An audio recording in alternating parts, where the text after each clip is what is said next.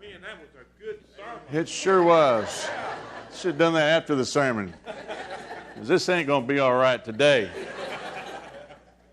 I love those old Negro spirituals. That's good stuff there. Thank y'all, choir. Well, we've been kind of digging around a little bit and doing some New Year's resolutions, trying to set the year off right and get some things rolling and going and blowing and going. And so we're kind of moving in that direction. January is a perfect time for that, to kind of set some new directions for our lives. And so one of the things I want us to look at today is learning how to take it one step at a time. You know, we say that a lot in the old baseball language, don't we? Well, you know, we just try to take it one day at a time, and that's just something that they learn when they're in the minor leagues. So when they get in the major leagues and they play a little bit, they get interviewed, they know what to say. So that's kind of what we're trying to do. But really, in God's reality of the world in which we live, taking it one day at a time is long-term planning. Short-term planning is one step at a time, because you always have to be open in the direction that God is going to lead you. And once you think, and I've learned this with Ecuador more than anything, once you think you know exactly what you're doing and how you're going to deal with this, something else happens that you're not prepared for. Or somebody else comes into the picture that's kind of a godsend. And if you got your mind set up on the way it's supposed to go, you miss all these certain people and blessings that God has given you in the life of other people. So you're always your best made plans never follow through. And that is so true in the life of the church. Just think about all of the biblical characters that is littered with in Scripture. Think about all the many, many, many people, just about everybody. I think Paul was just having a good time being the leader of the Jewish faith, wasn't he? Boy, did that change, didn't it? And then once it changed, he thought, well, okay, I got this thing figured out. Next thing you know, he's doing 4 missionary trips. And he's got the missionary trip all figured out. He knows what he's going to do. And all of a sudden, God says, I want you to go up there. If that's the Thessalonica, go check out those people there. But I'm on a schedule. You guys are so lucky you didn't have my father as a guide on our family vacations. You know, we used to travel in the station wagon. That's a step lower than a minivan. A paneled station wagon from Pittsburgh, Pennsylvania to Dallas, Texas. How's that one, huh? I always got the hump. Y'all know what that is. Station wagon with 6 kids and a pregnant dog. Giving birth to 6 puppies in Tennessee. While I was asleep, they had birth on my back. Those were joyful times. Of course, Dad didn't have scheduled the birth part. And so it was a very nerve-wracking thing because he had it all timed out. We're supposed to be in Cincinnati at 6:42 in the morning. And we're supposed to be in Memphis at certain times. And that was it. Guys, we have 26 minutes to eat dinner. And so this is how it was. You do that with 6 kids. I can't even do that with a wife, much less 6 kids, about doing that. And that's kind of how we're always programmed to think, is that we don't take it one day at a time. We have a scheduled program. So long-term planning for God is one day. Short-term planning for God is one step at a time, and always keeping aware of the way that God might be moving us or intervening in our lives. Now, I say that because churches thrive on something that we're really not accustomed to doing and don't feel very comfortable doing. And we thrive on visions. That's just the ability to see where and to whom God is leading us. Visions for the church is kind of the church's version of long-term planning. And there is a huge difference between long-range planning and visions. And it's real simple. Long-range planning always seeks to know where we want to be in the next 5 to 10 years. Visions simply seek to know where God needs us to go, one step, one moment at a time. Long-range planning always seems to have some grand approval by the congregation to say, yes, we want to move in that direction.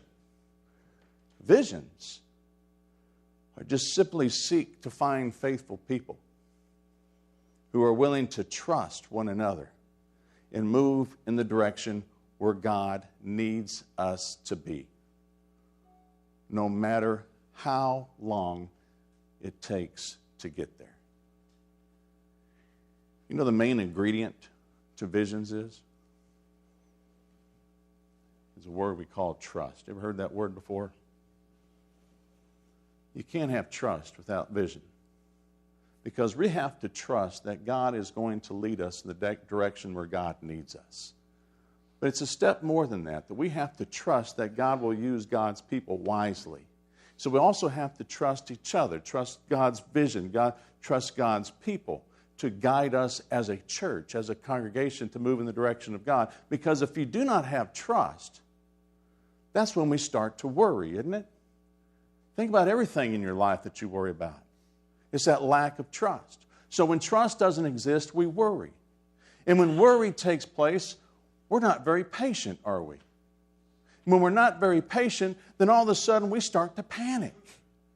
And what happens when we start to panic? We start to complain, because this isn't going the way that I want it to go or the way that I need to go, and we're going to complain until we get the results that we are seeking, which most often is not what God had in mind. You know, one of the devotions I read comes from Henry Nouwen. It's a book that I kind of go through every now and then. And one of his neat devotions is this. I want you to read it while I read it to you. Often we want to be able to see into the future. We want to say, you know, how's next year going to be for me? Where am I going to be 5 to 10 years from now? And there are no answers to these questions. Mostly we have just enough light to see the next step. And what we have to do in the coming hour or the following day. The art of living is to enjoy what we can see and not complain about what remains in the dark. When we are able to take that next step with trust, that we will have enough light for the step that follows. We can walk through life with joy and then just be surprised at how far we go. Let's rejoice in the little light we carry and not ask for the great beam that would take all the shadows away. Pretty wise thoughts. When I read that, I thought immediately of the Apostle Paul in this particular text that we're in, who is one of the faithful persons in all of Scripture that kind of lived the way that Henry Nouwen described. And when I see in this particular text that we're using, it's kind of a step program. If you want to do a 4-step program on how to learn how to trust God and trust in God's people. And so we're going to look at this text in this way, okay? So we're going to do a 4-step program, and you get a certificate at the end. Step number 1, rejoice. How important is it? Well, let me say it again. Rejoice. Be thankful. Being thankful is a choice. And the choice of being thankful has an amazing impact on our world around us. Just to be thankful. Think about those people who are always thankful. Has anybody gone to see Opal Bowden lately? She oozes with thanksgiving. How many people are 105 years old are thankful that you know? How many 105-year-old do you know? One. They're all thankful. Everyone is 105. But just think about that. And we look at that and say, well, she's this, she's that, she can't get around, she slips and she falls and she's this. And she just loves life. Being thankful is a choice. It has a great impact on the world around us. Henry Nouwen even told a story about that. He says, think about 2 people. They're in the same accident, and both are severely wounded. They did not choose to be in the accident. It just happened. But one of them chose to live the experience in bitterness, the other in gratitude. These choices radically influenced their lives, the lives of their family, and the lives of their friends. We have very little control over what happens in our lives, but we have a lot of control over how we integrate and remember what happens. It is precisely these spiritual choices, he calls them, that determines whether we live our lives with dignity. Step one, be thankful. But a lot of us say, you know what? I don't feel thankful. And we're always motivated as a society to trust our feelings more than anything else, aren't we? You know how you change your feelings? This is from the great Byron Lehman, we did a lot of work together. He says the way that you change your feelings is to change your actions even when you don't feel like it. Because changed feelings over time and change your actions over a long period of time eventually lead to changed feelings. So don't give yourself an excuse that you're supposed to feel a certain way because that's the way you feel. Change your feelings by changing your actions. That's what we're called to do. Transformation, we heard that word. We use that quite a bit in the life of the church. Being thankful is a choice. Choose to be thankful. If you're not being thankful, change your actions until you become thankful. Step number 2, be gentle. Now, the word in the Greek for gentle it doesn't give the same definition as we think of the word gentle. We just think of someone who's kind, right, and very, very, very attentive to our thoughts, to our actions, to our lives. But this word also integrates the word of being generous. And I want us to think of it that way because being gentle and also generous is something that's very important for us because what it allows us to do if we're living in the moment is that we take in the moment. And when we're taking in the moment, we see things a little bit different than when we're trying to live for the future. I mean, how many times we put together stuff like Freedom House and Crossroads, we say we have so many people who are abused by their spouses.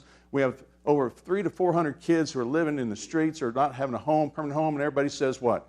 Well, I didn't know we didn't have that. Because we're not seeing. Being gentle, being generous is to live in the moment and to see the world as it is and to be very sensitive to the wants, the needs, and the hurts and the pains and all of that which is disruptive in the world, but also doing more than just seeing, but actively participating. Being gentle and being generous is being generous with our listening, with our seeing, with our resources, to making life better the way that God wants us to do it. Step number 3. Here's the hardest part. Replace your worry with prayer. You know, the majority of the things that we worry about never happen anyway. It's just a big waste of time, isn't it? Big waste of time. And it's always interesting to me that our Christ, the one that we call Christ, commands us to not to get ahead of ourselves, but to take each moment as it comes and allow God to walk with us. Remembering that the art of living is enjoying what we see and not complain or worry about what remains in the dark. Replacing our worry with prayer eventually also changes our demeanor. But that's a hard part. And the reason it's hard is because what we see modeled through us all over this place is people who revel in complaining and worry. That thing's modeled everywhere. Did you notice that? I hate reality TV. You ever watch that? Don't watch it. No, don't. And if you see your kids watch it, turn it off. Seriously, they find the most dysfunctional people in the world and they put a camera on them. And people are just glued up, and the rates go crazy. And what do? They scream, they holler, they stab each other in the back. It's negative. It's all this worrying and complaining and griping and backstabbing and fighting and headlocking. It's crazy. And that's just not reality TV. I was walking through the TV room just last week, and the news was on. And this is brilliant. The news anchor had two people on the left and on the right. Had a question. And so they find two people with opposing views to sit next to them, right? Have you ever seen that before? How polite are they, right? They sit and have nice conversation. Well, that's interesting the way you think that way. Let me put another point. No. They scream and they holler, and the one whose loudest voice gets heard the most and squeezes out the other. There's absolutely no respect. Nobody cares what the other one thinks unless they think exactly the way that they think. Then they care. There is absolutely no respect. No one is listening to the other. No one even cares what the other has to say. Each has their own opinion. And I watched this like it was a train wreck. I mean, I was just walking through trying to do something else, and it caught my attention. I just went in there and looked and go, are you kidding me? And I found myself getting all stressed out and so worried. And I started getting all complaining myself. I started thinking, our world is going to pieces because of what these two people are saying. You don't know which side to take. It's just chaos. And here's the deal. In case you didn't know this, that's the goal of politicians right there, isn't it? That is the goal. It's to make us worry. It's for us to take one side over the other. To love one side and to absolutely hate the other. It's to create conflict. It's to create animosity, which also changes our demeanor and convinces us that we are right. They are wrong. We have to take matters in our own hands. Drives you nuts. Shan and I have been friends for a long time. How many years? Yeah. 12, 13 years. We're on opposite ends of political thoughts, right? And we laugh about that all the time. Because, frankly, we don't care. It doesn't matter one thing to us. Not one thing. It doesn't matter. Because even though we're on opposite sides, which I don't even know what that means, we don't allow ourselves to forget that our life belongs to God. It's God that directs our paths and does it together. It's not Fox News. It's not MSNBC.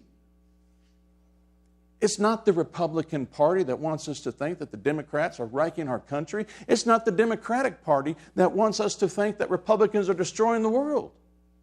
Every single entity around us wants us to worry, wants us to stress, wants us to react negatively. And if we give our allegiance to those things, then we're going to be doing the same thing. We're here to talk about giving our leadership of Christ into our lives and allow Christ to tell us what to do, to set the tone, for us to set the tone for the world and not allow the world to set the tone for our very lives. When you get caught up in this junk, turn it off. Walk away. If you start to worry,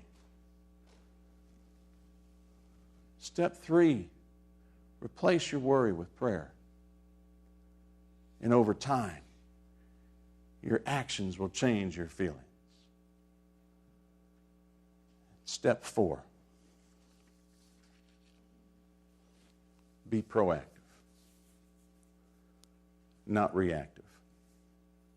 We have to train our brain to think about what is commendable. And I really like what Paul has to say about this. Just do what's true as defined by Christ. Just do what is honorable as defined by Christ. Just do what is just, what is pure, what is pleasing, what is commendable as it is defined by Christ. It doesn't matter the company you keep. It doesn't matter of how annoying the opposition might be. Just do what is right. Do not participate in what is wrong. Don't participate in gossip. Don't participate in negative talk. Don't participate in choosing one side over the other. And when your mind starts to wander on the negativities, and when temptation is there for us to participate in what is hurtful and hateful and negative, replace those thoughts with what is commendable, with whatever is excellent, whatever has positive outcomes for others, and allow those images to influence your mood, influence your thoughts, and eventually influence your actions and your feelings. New Year's resolution. One step at a time.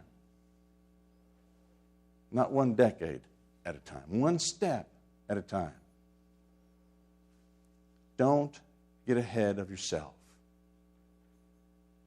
Control your worry. And replace your worry when it starts to come with prayer. Prayer of thanksgiving, and be thankful. It's your choice. Let us think on those words. Let us also contemplate on ways of which we can respond to where God is leading us in our personal lives today, tomorrow, and how God calls us to live a little bit differently. How also we respond with other things in our lives, like our monetary offerings and gifts that we give to support the ministry of the church. The ways of which we can live in the light of what God is trying to lead us to do in a world that's filled with chaos and conflict and worry. Let us think. We'll allow the music to call us back.